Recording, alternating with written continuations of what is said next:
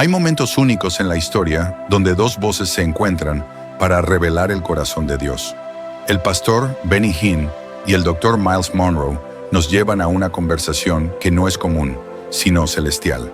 Los principios eternos del reino frente a las crisis de este mundo. ¿Te has preguntado por qué Dios permite las tormentas? ¿Por qué la vida parece sacudirlo todo cuando buscamos estabilidad? Lo que escucharás hoy no es teoría, es vida, es revelación. Porque en el reino de Dios, las crisis no son finales. Son el escenario de las mayores promociones. Prepárate, porque lo que llamas problema, Dios lo llama propósito. El doctor Myles Munroe está conmigo hoy y me alegra mucho que así sea. Él acaba de escribir un libro sobre cómo superar la crisis y cada vez que escribe un libro me emociono mucho porque tienes tanto que decirle a la iglesia. Quiero decir, tu enseñanza sobre el reino no hay nada igual. Gracias. A ti, eres de lo mejor. Ahora, ¿a qué te refieres con crisis? ¿Crisis financiera, global, nuestra crisis familiar o todas las anteriores? Hoy en día todo el mundo está hablando de crisis. Sí. Y por supuesto, esta es una crisis global. De hecho, creo que la verdadera crisis en el mundo de hoy es la globalización. ¿Por qué lo digo? ¿A qué te refieres a globalización? Lo estoy explicando ahora mismo, señor. Históricamente, cuando un país tenía un problema económico, era simplemente un problema de ese país. Si retrocedes hasta la década de 1930, cuando ocurrió la Gran Depresión, hubo experiencias aisladas de depresión en distintas partes del mundo. Si las condiciones económicas de un país se venían abajo, no afectaba a otras naciones. Pero hoy, debido a que el mundo entero es tan interdependiente, cuando algo sucede en cualquier país, afecta a todos los países. Por ejemplo, la actual crisis económica global se dice que comenzó por algunas decisiones tomadas por responsables en el sector inmobiliario de Estados Unidos. Y terminó afectando a Francia, Alemania, Italia, Londres y ahora a todo el mundo. Pero Ahora, ¿por qué escribiste este libro? este libro fue escrito porque la gente está empezando a entrar en pánico. Y una crisis es cualquier situación, circunstancia o condición que afecta tu entorno y tu vida, sobre la cual no tienes control. Por ejemplo, las personas que están viendo este programa, muchos de sus socios están perdiendo sus empleos, perdiendo sus casas, perdiendo sus fondos 401k, están perdiendo sus ahorros, tienen que abandonar sus negocios y no tienen control sobre ello. Y por eso sienten que el mundo entero se les viene abajo. Y a eso se le llama una crisis. Bueno, en este libro quise mostrar que una crisis no es tan negativa como uno piensa. Cada vez que Dios quería hacer algo poderoso o grandioso, no solo buscaba crisis, las creaba. Por ejemplo, cuando Dios quería promover... Dios creaba la crisis. Así es. De hecho, la palabra crisis es una palabra que nosotros creamos. La usamos para describir cosas que no podemos entender o no podemos controlar. Nosotros inventamos la palabra crisis. Dios nunca llama a nada una crisis. Así que nuestra semántica, nuestra terminología es el problema. Por ejemplo, en este libro hablo sobre el hecho de que lo que sea que llames a una cosa, eso es lo que será para ti.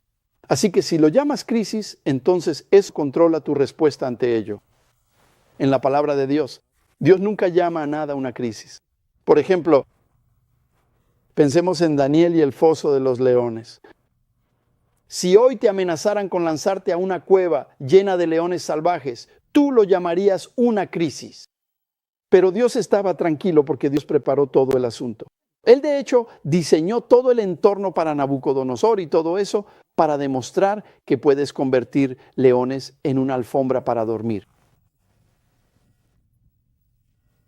Otra cosa sobre la crisis. Lo único por lo que eres conocido en la vida es por las cosas que superaste.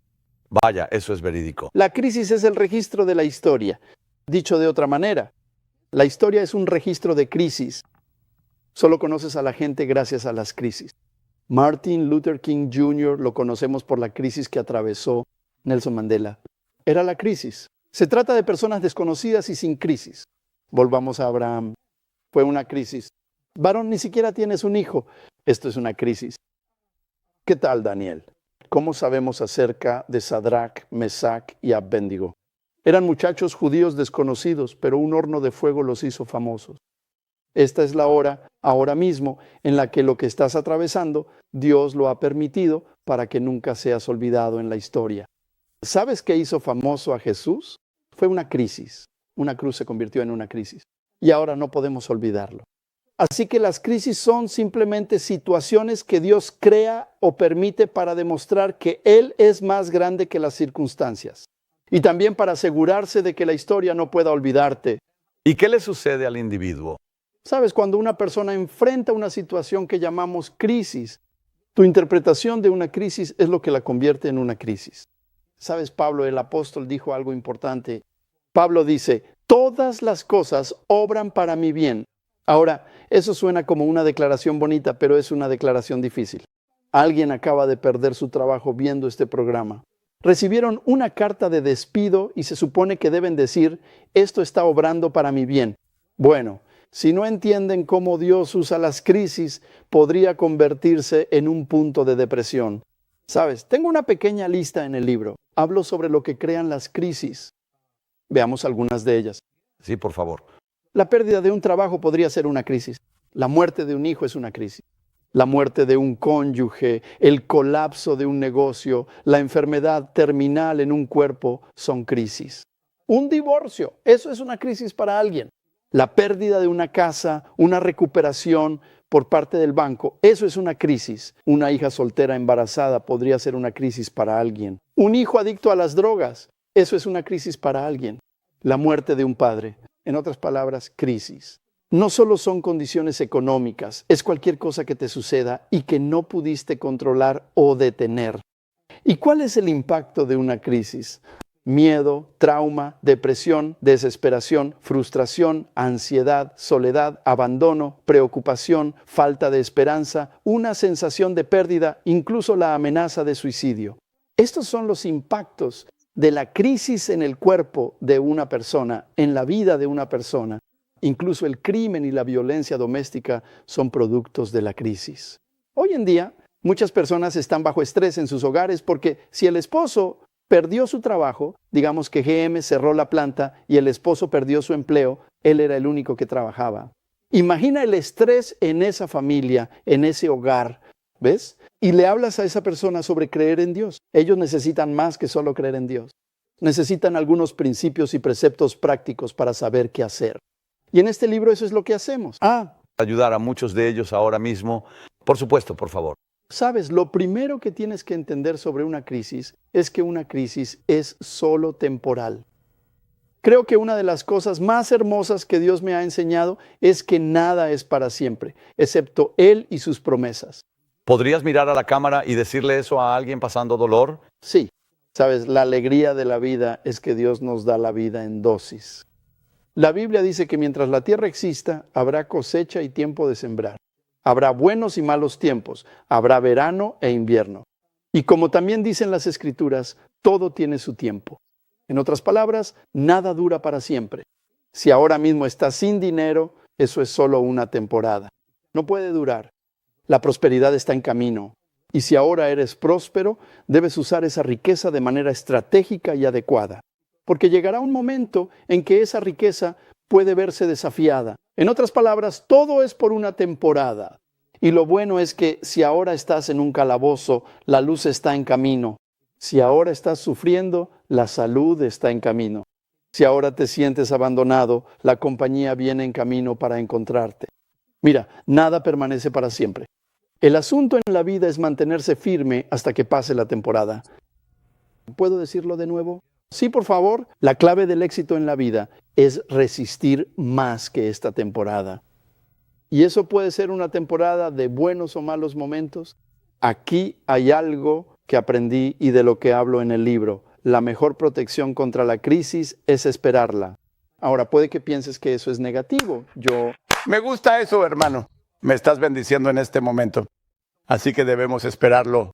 Bueno, déjame ponerlo de esta manera. Jesús dijo, en este mundo tendréis tribulación. Mira, nos encanta reclamar promesas selectivas y ese es nuestro problema. Nos gusta reclamar cosas como, el Señor es mi pastor, nada me faltará. Reclamamos cosas como, mi Dios suplirá todas mis necesidades. Por supuesto, reclamamos cosas como todo lo que haga prosperará. Reclama esta, sufrirás persecución. Nadie reclama, eso es. Es una promesa. En este mundo sufrirás muchas tribulaciones. De hecho, Jesús dijo algo sobre los cristianos. Él dice, si me sigues en mi reino, dice, y crees en mi palabra, Él lo promete. Ahora dice, serás como un hombre que construyó su casa sobre la roca. La tormenta vino, los vientos soplaron, las olas se levantaron y el gran golpe azotó la casa, pero se mantuvo firme. Él dice, si no sigues mi palabra, eres como un hombre que construyó su casa sobre la arena. Los vientos soplaron, las tormentas se levantaron, las aguas llegaron y esa casa cayó. Lo que significa que nos estaba diciendo, espera, no te adelantes. Mira, nosotros los que estamos en el reino de Dios creemos que somos inmunes a la crisis. Sí. Así que alguien escuchando este programa ahora mismo dirá, yo pagué mis diezmos, fui a la iglesia, fui fiel. ¿Por qué perdí mi trabajo? Bueno, él sí dijo que el viento golpearía todas las casas. Sí, lo dijo. El hecho de que seas creyente no te aísla de las tormentas, pero sí te garantiza que tu casa no caerá. Bueno, te digo que ahora mismo me estás ministrando, así que estoy escuchando cada palabra. Así que la clave no es si tienes una crisis o no. La clave es sobre qué estás edificado. Sí, y en este Libro hablo de que superas la crisis asegurándote de entender los principios y preceptos de la palabra de Dios. Así que cuando llegan las tormentas, la tormenta no viene para destruirte, viene para probar lo que has construido. vuelve a lo que dijiste antes. Lo esperabas, dijiste. Sí, Bueno, si eres capaz de esperar el cambio y luego te preparas para gestionarlo cuando llegue, el cambio nunca te atrapará ni te destruirá. ¿podemos hablar de gestión? Sí, Ahora, en su libro, usted ofrece 7 maneras, 7 formas de gestionar una crisis. Dame solo un poco. Pastor Benny, en primer lugar, creo que la razón por la que Dios creó al hombre fue para la gestión. En realidad, nunca lo había oído expresado de esa manera. Cuando leo la Biblia, la gente normalmente piensa que estoy leyendo una Biblia diferente. Déjame leer lo que Dios tenía en mente cuando te creó. Y creo que esto te ayudará a superar esta crisis económica. Ahora mismo, en el libro de Génesis, voy a mostrarte un versículo que nunca has visto antes. Por favor. He leído y releído hasta que... Lo encontré. Dice en Génesis capítulo 2, dice, cuando el Señor Dios hizo la tierra y los cielos, ningún arbusto del campo había aparecido aún en la tierra, y ninguna planta del campo había brotado todavía. ¿Por qué? Porque el Señor Dios no había permitido que lloviera sobre la tierra. ¿Por qué? Porque no había hombre para administrar la tierra. Ahora, ese es el versículo que tú y yo nunca habíamos visto. Esto es poderoso para mí. Primero que todo, Dios tenía un planeta hermoso, pero no permitió que nada creciera, nada que brote, nada que surja, nada que prospere, porque no había ningún manager. Bueno, algunas cosas aprendí de esto. Número 1, Dios nunca permitirá crecimiento donde no hay gestión. Wow. Así que en lugar de orar por cosas de Dios, oremos por la capacidad de gestión. En segundo lugar, Dios te negará cosas si no puedes manejarlas. Nótalo. Retener cosas. Dice que no lo dejó controlar porque no había un hombre que pudiera administrar los resultados. Así dice el siguiente versículo. Y por tanto Dios formó al hombre del polvo de la tierra y sopló en él aliento de vida. En otras palabras, Dios tenía un planeta hermoso, no había vida en él. ¿Por qué? Porque primero necesitaba un administrador. Normalmente le preguntamos a la gente, ¿por qué Dios creó al hombre? Nuestra respuesta, para adorar a Dios. Eso no es lo que él dice. Él necesitaba un administrador. Tengo entonces el número que... Me encanta eso. La motivación número 1 de Dios para crear al hombre es la administración. Lo que sea que no administres bien, lo perderás. Eso es poder. Por eso la administración es tan importante en este proceso. Lo que no administres lo pierdes. En otras palabras, Dios nunca te dará lo que pides en oración. Él solo te dará lo que puedas administrar.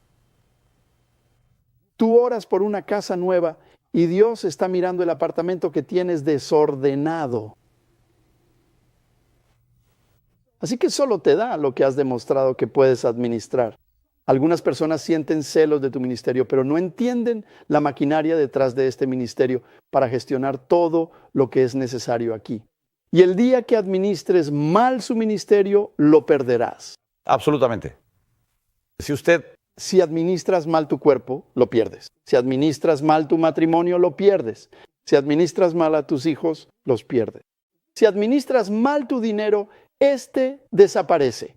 Cuando gestionas mal algo, lo pierdes. Así que en caso de crisis, la crisis es resultado de una mala gestión. Y la manera de corregir una crisis es mediante la gestión. Así que tengo una lista en el libro de lo que el Señor me enseñó acerca de la administración. Y quiero leerte esto. Hay un capítulo llamado El mandato de gestión. Por favor, léelo, porque si las personas no aprenden a gestionar, seguirán perdiendo lo que reciben. Hablemos de las formas de gestionar. Número 1. Determina lo que necesita. Ya sabes, en este momento hay una diferencia entre necesidades y deseos. A veces deseamos cosas que queremos más que las que necesitamos. Y a veces la crisis llega para reducirte a lo que necesitas. Número 2, adquiere solo lo que necesitas. Por favor, repite lo que acabas de decir. La crisis Viene para reducirte a lo que necesitas. De nuevo. Algunos de nosotros tenemos 5 habitaciones en nuestra casa. Dormimos en una y no podemos pagar la casa. Dios permitiría una crisis para que te embarguen esa casa. Porque estás viviendo en esa casa, pero no duermes con tu familia. Tus hijos están desordenados porque trabajas tanto para mantener esa casa y pierdes el hogar. Entonces Dios hará que te embarguen tu casa. Para volver a lo básico, las relaciones, la familia, el amor, la paciencia, la amabilidad, la bondad.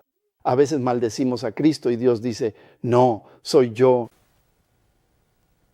Muchas personas por primera vez en este momento finalmente están reconociendo a sus cónyuges. ¿Por qué perdieron su trabajo? Finalmente pudieron hablar entre ellos. Di lo que dijiste. Dios es quien causa cosas. Cristo. ¿Sabes? Normalmente decimos que es el diablo.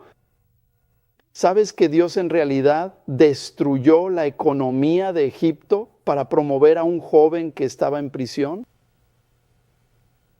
Déjame decirlo de nuevo. Dios provocó una crisis nacional en Egipto porque había un hombre en prisión al que quería convertir en primer ministro. Cada crisis produce una promoción. No les tengas miedo.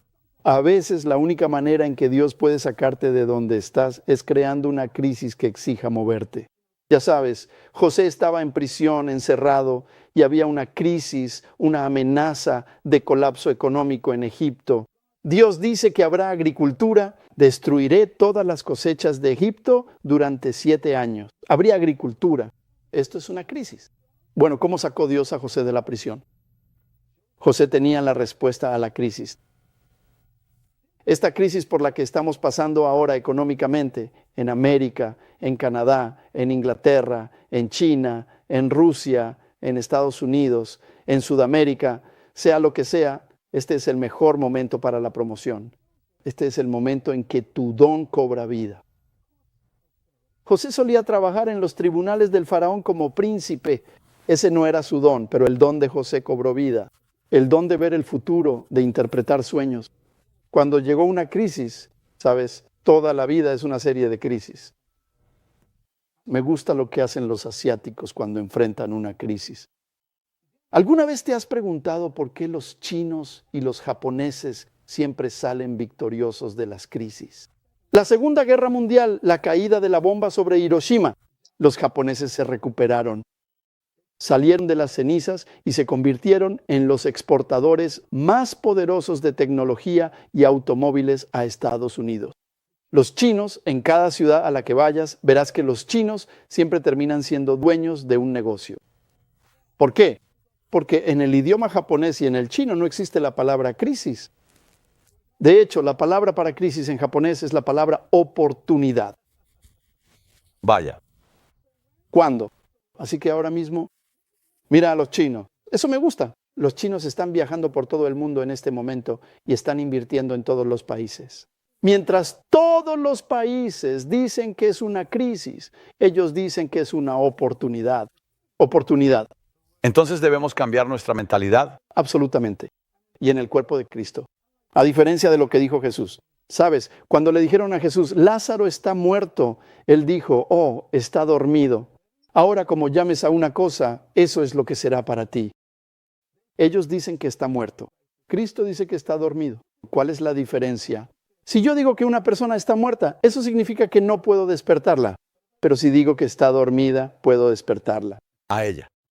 Esta crisis por la que estás pasando ahora mismo simplemente está dormida. Vas a salir de esto. Dios nos va a sacar de esta crisis. Vamos a salir más grandes de lo que entramos. Así que, Cuando salgas, sí, ¿qué pasa? cuando sales, tu prueba, tu fe es tan fuerte como la prueba que sobrevive. Oh, eso es fuerte. Dilo de nuevo. Tu fe es tan fuerte como la prueba que sobrevive. Así que no importa cuánto presumas o cuánta fe tengas, la prueba por la que estás pasando ahora lo demostrará. Hermoso. Y por eso en el cuerpo de Cristo, cada vez que haces una confesión, Jesús dijo que debe ser probada. Recuerdo que Pedro le dijo a Jesús, nunca te dejaré, nunca te abandonaré, moriré por ti. Y Jesús le dice, oh Pedro, no debiste haber dicho eso. Él dice, Satanás ahora ha pedido que seas probado por las palabras que has dicho. ¿Por eso le dijo que Satanás lo había deseado? Voy a zarandearte. Sí, siempre me he preguntado sobre eso. Es un principio. Por eso, cuando declaras, voy a ganar 1 millón de almas para Jesús este año, Satanás se despierta y dice, voy a ver si realmente lo dice en serio. Y ataca a tus colaboradores, ataca a tu apoyo financiero, ataca a tu equipo, ataca a tu familia. ¿Por qué? Él se va a asegurar de si realmente lo crees o no, si eso se mantendrá, si aún así irás tras esas almas. Así que cada vez que haces una confesión en el cuerpo de Cristo, atraes la prueba de esa confesión. Y esta es la razón. Y el problema de vivir en el reino de Dios es este. No puedes obtener cosas sin confesarlas. Pero cuando los confieses, serán puestos a prueba. Every revision. Eso es tan poderoso, mi Señor. Por eso cuando nosotros tenemos que confesarlo. Absolutamente. Pero cuando confesamos, Debe ser probado. se pondrá a prueba. Sí, sí. Para ver si es auténtico. El enemigo viene y dice, está bien, Fela. Dijiste, por sus llagas soy sanado. Voy a ver realmente si tú... Y esto es... Porque a veces la gente te dice, y yo estaba bien hasta que me convertí en creyente y ahora tengo todos estos problemas. Bueno, la razón por la que tienes esos problemas es porque decidiste confesar. Estoy siguiendo a Cristo. Jesús dijo, cualquiera que quiera vivir piadosamente en Cristo Jesús debe sufrir. Pero déjame leer un versículo de la Escritura que no solemos reclamar. Juan 16:1, Jesús dijo estas palabras. Él dice, estas cosas os he hablado para que no os escandalicéis. Cuando sucedan, os expulsarán de la sinagoga. Sí, llegará el momento en que quien los mate pensará que está sirviendo a Dios. Estas cosas os harán porque no han conocido al Padre ni a mí. Pero os he dicho estas cosas de antemano para que cuando llegue el momento, cuando sucedan, recordéis que os lo advertí. Estas cosas no os las dije al principio porque yo estaba con vosotros. Ahora, lo que él está diciendo es, miren, les estoy diciendo que la crisis viene para que cuando llegue la crisis no se sorprendan. Mucha gente hoy está sorprendida porque no esperaban la crisis. Crisis, miren, les estoy diciendo que la crisis viene, así que cuando llegue no se ofenderán. Ofenderse significa deprimirse, sentirse sorprendido. Claro. Lo que realmente esperas nunca te deprimirá ni te desanimará. Este libro, el Dr. Miles Monroe, ha donado 1000 ejemplares a nuestro ministerio. Este es el único lugar donde ahora puedes conseguirlos. Supongo que más adelante estarán en las librerías. Superando la crisis. Dr. Miles Monroe está lleno de sabiduría y me alegra que esté conmigo en el programa nuevamente hoy. He sido tan bendecido al escucharlo y sé que tú también sobre cómo superar las crisis, cómo manejarlas. Te lo digo, realmente eres una bendición para todos nosotros. Gracias. Tú y yo hemos sido amigos por mucho tiempo. Sí, precioso. Sí, hablamos sobre cómo superar las crisis y tú has dicho cosas realmente muy poderosas y significativas. Sí. Pero hoy quiero hablar de otra cosa. Pero déjame una vez más, muy rápido, decirle a la gente preciosa que nos está viendo lo que dijiste sobre las crisis, que Dios las envía, que no son para siempre, que son estacionales. Y probablemente haya alguien ahora mismo pasando por alguna experiencia dolorosa. ¿Podrías mirar a la cámara, doctor Monroe? Una crisis es una experiencia, un acontecimiento, una circunstancia que te afecta a ti o a tu entorno y sobre la que no tienes control. La crisis comenzó en el jardín del Edén, cuando Adán y Eva desobedecieron a Dios. Todo el programa se vino abajo. Fíjese que Dios no entró en pánico porque no hay crisis en el reino de Dios. Dios conoce el final desde el principio. Así que, pase lo que pase, Dios siempre sabe qué iba a suceder o Él mismo lo ha provocado. Y así la actual crisis global que está causando una gran inestabilidad en todo el mundo. Personas perdiendo sus empleos, propiedades siendo embargadas, casas siendo ejecutadas, empresas cerrando, otras empresas entrando en bancarrota. Sea lo que sea que estés experimentando, ya sea en Estados Unidos, África, Europa, Sudamérica o el Caribe, de donde yo soy, estoy aquí para decirte que sea lo que sea que enfrentes, la buena noticia es que para todo hay solo una temporada y para cada propósito solo hay un tiempo. Observa que esta crisis, por lo tanto, tiene una vida útil limitada. No puede durar para siempre. Así que la clave para superar una crisis es, ante todo, entender que es temporal. Así que, ante las condiciones que estás atravesando ahora, no entres en pánico. ¿Sabes? Cuando alguien se suicida físicamente, normalmente es porque intenta dar una solución permanente a un problema temporal. No te suicides. No vale la pena acabar con tu vida por algo que va a cambiar, sea lo que sea por lo que estés pasando.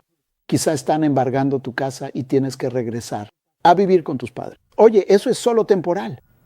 Y lo que me gusta de Dios es que en cada crisis por la que te hace pasar, siempre sales con una promoción. ¿Sabes? Cuando Daniel salió del foso de los leones, fue promovido. Cuando Esther salió de la presencia del rey, se convirtió en reina. Cuando José salió de la prisión, se convirtió en primer ministro. Me pregunto qué tendrá preparado para ti. Oh, hombre, eso es hermoso. La crisis es el incubador de Dios para el desarrollo del carácter y la promoción. Así que la clave para superar las crisis es sobrevivirlas, porque no pueden permanecer para siempre. Lo superó por completo. Me encanta. Ya me estoy emocionando. Me encanta. Esta es, oh gloria, aleluya. Amén. Su otro libro, Principios y Beneficios del Cambio. ¿De qué se trata? Porque vamos a discutir eso contigo. Conoce este libro. Me tomó 30 años escribir esto. Los beneficios del cambio. El cambio es una de las pocas cosas permanentes en la vida y, sin embargo, la gente le teme. Lo único que puedes garantizar en la vida es el cambio. No hay nada tan permanente o seguro como el cambio. El cambio, de hecho, es inevitable. Así que, si el cambio es una constante, la clave de la vida entonces es aprender a manejarlo y beneficiarse de él. El cambio es verdaderamente hermoso y una fuerza esencial en la vida. Por ejemplo, suelo decir que no puede haber ninguna mejora significativa o progreso real sin que ocurra un cambio fundamental. Y sin embargo, no todo cambio es mejora. Por ejemplo, si antes pesabas 110 libras y ahora pesas 170, eso fue un cambio, pero no una mejora. En realidad puede ser una amenaza para tu salud. Pero si quieres mejorar, tienes que cambiar. Y Dios es un Dios de cambio, aunque Dios nunca cambia. Y solo dos cosas. Di eso. De nuevo, Señor, eso es poderoso. Sí, Una vez más. Dios es un Dios de cambio. Él es el Dios del cambio. Pero Dios nunca cambia. ¿Por qué es el Dios del cambio? Porque todo lo que Dios hace es siempre temporal. Él nunca hace lo mismo dos veces. Ningún milagro en la Biblia se repitió jamás. Dios nunca sanó a nadie de la misma manera dos veces. Dios es demasiado creativo para permanecer constante. Dios es permanente, pero nunca hace nada de la misma manera dos veces.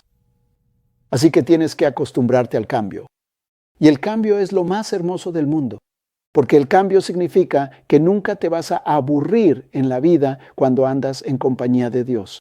¿Sabes qué es asombroso? Escuché esto hace años. Sí. Cada copo de nieve es diferente. Absolutamente. Cada uno. Tu huella digital no es igual a la mía. Sí, Dios es el Dios de la variedad. absolutamente. Sí. ¿Y sabes que odiamos el cambio porque el cambio amenaza nuestra seguridad? Y nuestra seguridad, ¿qué es lo que nos atrapa? Nada es más peligroso para la autodestrucción que la comodidad. Vaya. Por eso Eclesiastés 3 dice esto. Dice que todo tiene su tiempo. Luego dice que hay un tiempo para nacer y un tiempo para morir.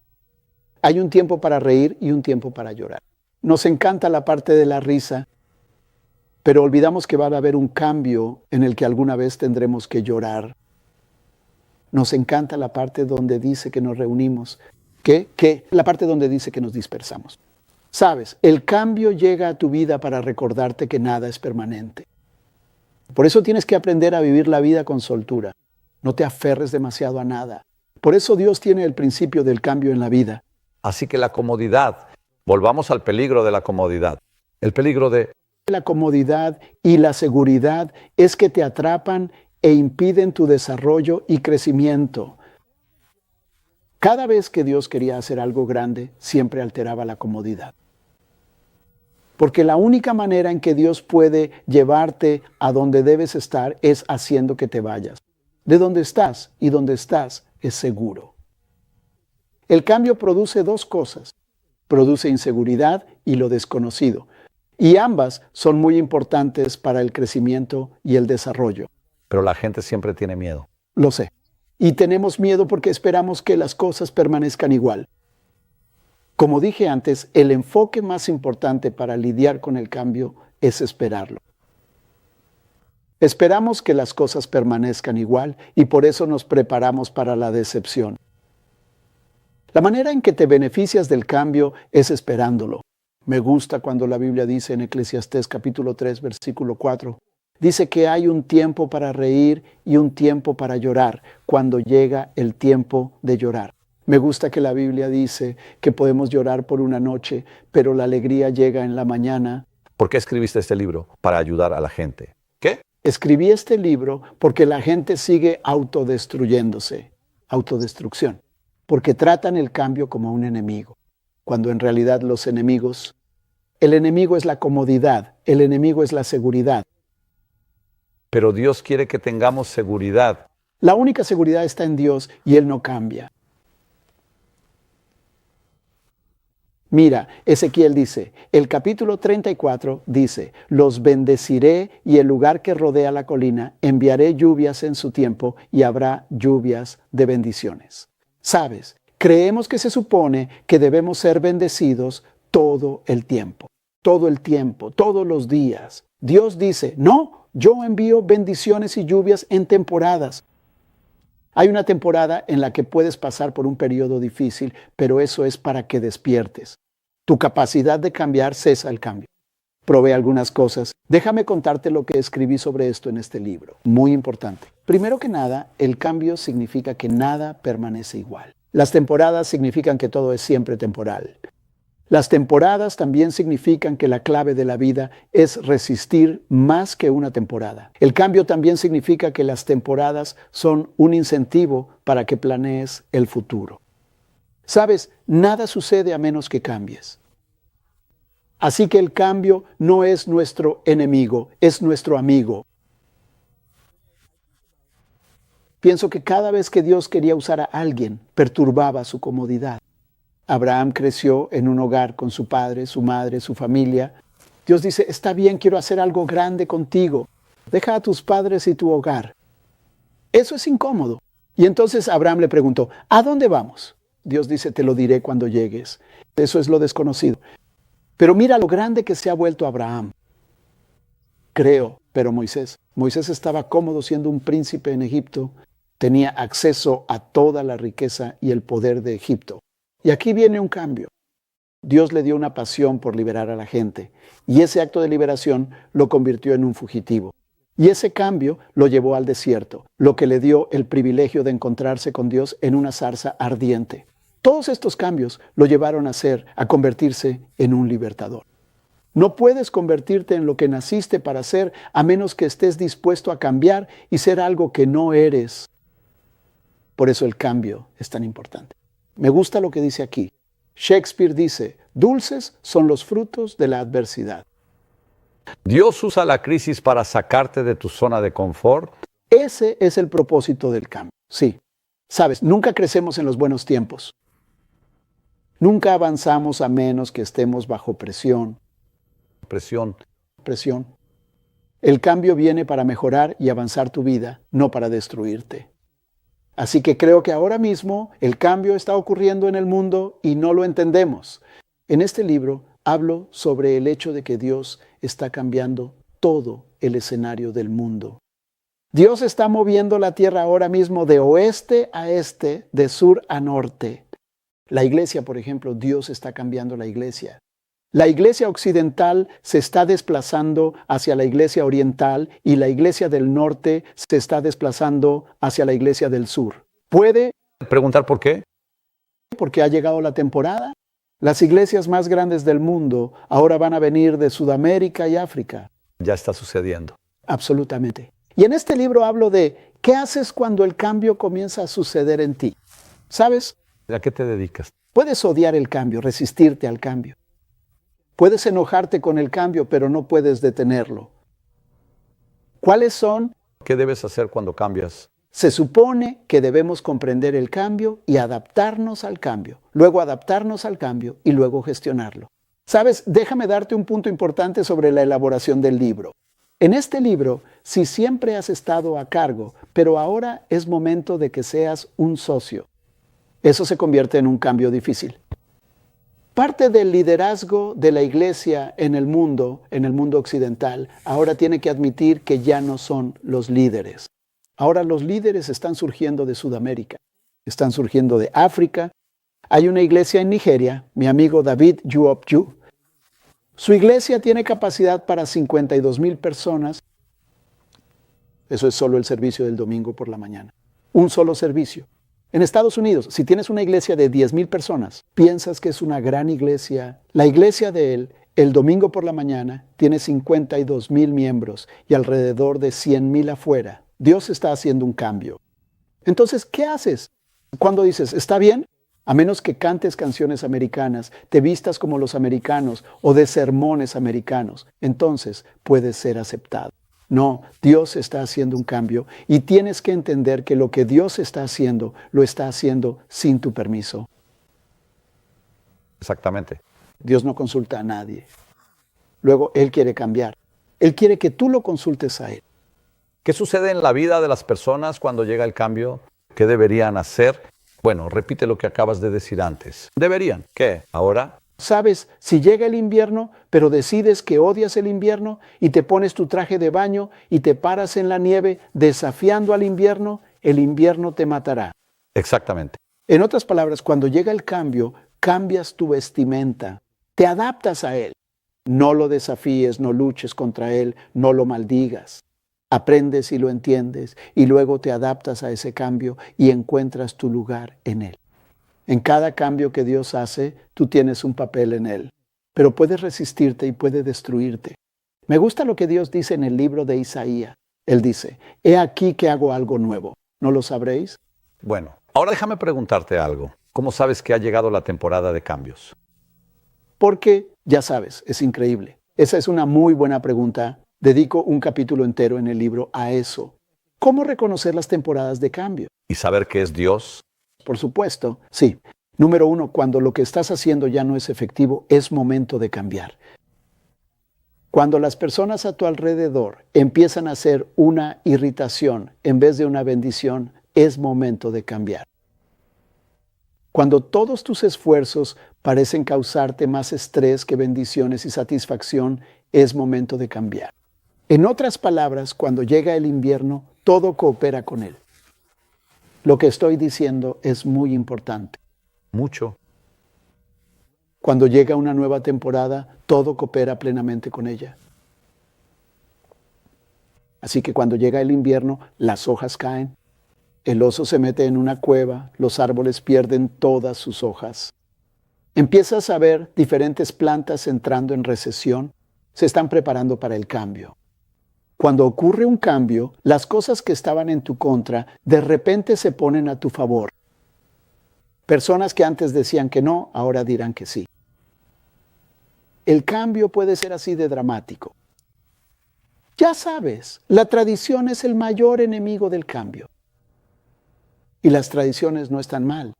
Esto es muy importante. Tradición. Repite eso. Esto es muy importante. Usted sabe, Pastor Benny, un día estaba leyendo la Biblia y leí acerca de un chico llamado Sam. ¿Conoces a Sam? Sam era un tipo muy poderoso, chico musculoso y fuerte.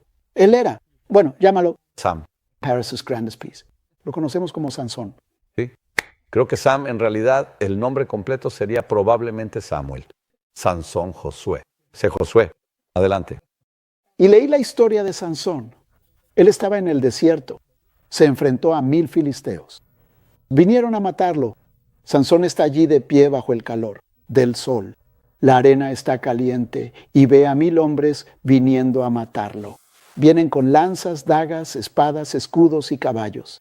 Y Sansón mira a su alrededor. Está en problemas y ve la quijada blanca y blanqueada de un burro. Se acerca, la recoge, sacude la arena y solo le quedan 2 dientes. Y Sansón se prepara. Y vienen los 1000 filisteos. Él empieza a blandir esa quijada. Los hombres caen, los caballos se desploman. Siguió golpeando. Y después de unas horas de estar golpeando, 1000 hombres yacen muertos sobre las arenas del desierto. Y Sansón está allí de pie, respirando, con sangre por todo el cuerpo, salpicada en sus manos. Y tiene en sus manos una quijada blanqueada, empapada de sangre roja. Y Sansón acaba de presenciar un milagro. Mató a 1000 hombres con la quijada de un burro. Eso me pareció impresionante. Pero lo que me dejó boquiabierto fue que dice una frase sencilla. Dice, y cuando Sansón hubo matado a los filisteos, Sansón arrojó la quijada. Eso cambió mi vida. Verás, usamos cosas en la vida que funcionaron, tuvieron éxito. Si fuéramos nosotros quienes usáramos esa quijada de burro, la habríamos tomado, patentado.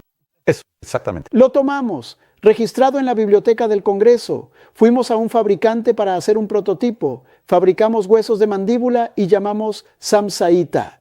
O lo hemos convertido en un arma de guerra. Y los intercambiaríamos con otros ejércitos y diríamos, mira, funciona. Lo he demostrado. Estos pueden matar a 1000 filisteos.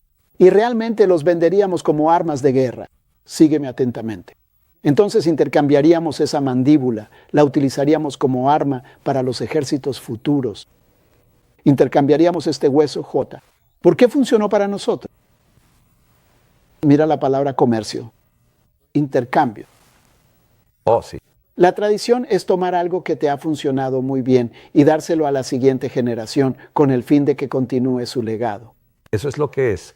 Sansón sabía que aunque esa quijada de asno le funcionó eficazmente, la unción divina la había dejado completamente y la arrojó lejos. Que es cierto. Puedes desechar el éxito. Sí, porque puedes estar tan ocupado con tu propio éxito que eso puede impedirte alcanzar tu próximo éxito. Eso es poderoso. La tradición es el éxito que ha sido congelado. Oh, Dios mío, eso es poderoso. La tradición es cuando crees que la experiencia que tuviste con Dios debe ser también la experiencia de tus hijos. Un gran éxito congelado. Eso es la tradición, amigo. Las tradiciones no son malas, pero pueden volverse inútiles si la unción las ha abandonado. Así que tienes que aprender a estar dispuesto a cambiar. En este libro hablo sobre cómo reconocerlo.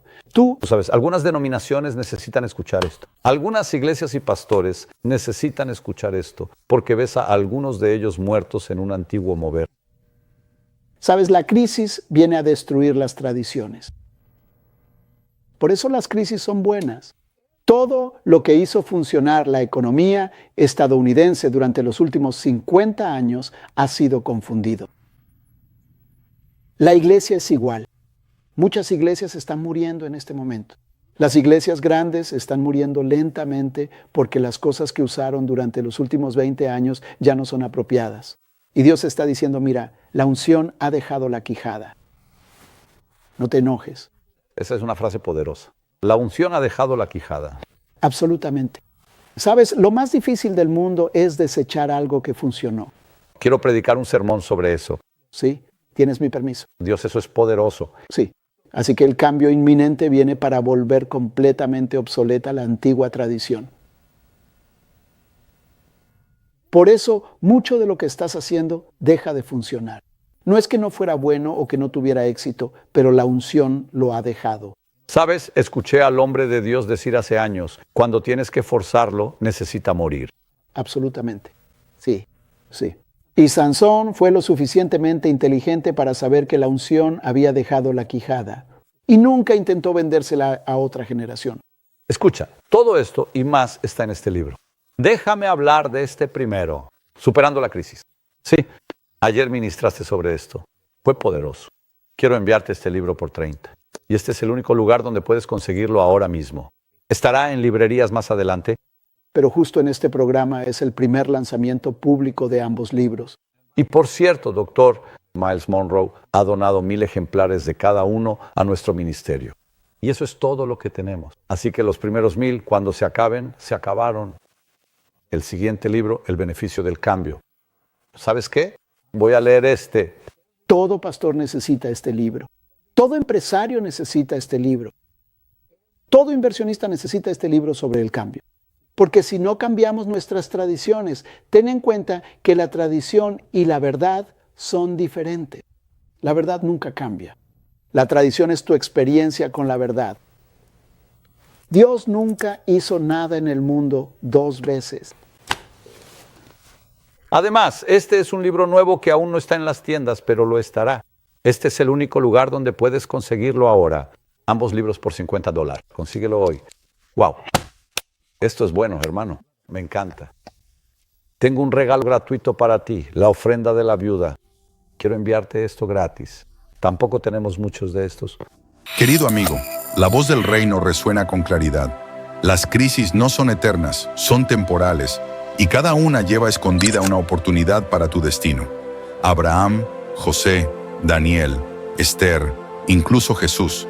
Todos fueron marcados por una crisis que los catapultó al propósito eterno. Tal vez ahora estás en medio de un horno, en una cueva con leones o en el valle de una pérdida. Pero escucha, si permaneces firme sobre la roca, tu casa no caerá. La tormenta no vino a destruirte, vino a probar lo que has edificado. No temas al cambio, abrázalo.